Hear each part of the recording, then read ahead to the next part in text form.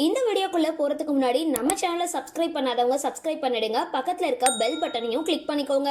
வாங்க வீடியோக்குள்ள போகலாம். சினிமாவில் ஹீரோ வில்லன் மோதல் பெரிய அளவில் பேசப்பட்டாலும் சின்ன திரையை பொறுத்த வரைக்கும் ஹீரோவை விட ஹீரோயின்களுக்கே அதிக முக்கியத்துவம் இருக்கும். அதுலேயும் குறிப்பா ஹீரோயினை விடவும் வில்லியா நடிக்கிற கேரக்டருக்கே அதிக காட்சிகள் இருக்கும்.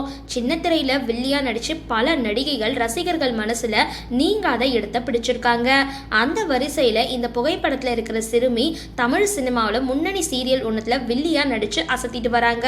குடும்பத்தை வீழ்த்த இவங்க செய்யற பிளான்கள் எல்லாமே தோல்வியில முடிஞ்சாலும் அடுத்தடுத்து புது புது பிளான்களை போட்டு ஹீரோயின் குடும்பத்தை கலங்கடிக்கிறதுல இவங்களுக்கு நிகர் இவங்க தான் அப்படின்னு சொல்லலாம்.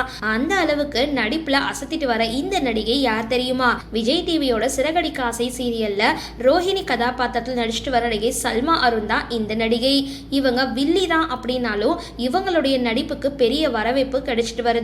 தன்னோட சகோதரிக்கு பிறந்தநாள் வாழ்த்துக்கள் தெரிவிக்கிற வகையில இவங்க வெளியிட்டிருக்க சின்ன வயசு புகைப்படம் ஒன்று தற்பொழுது இணையதளத்துல வைரல் ஆகிட்டு வர நிலையில பலருமே இவங்களா இவங்க அப்படின்னு கேட்டுட்டு வராங்க.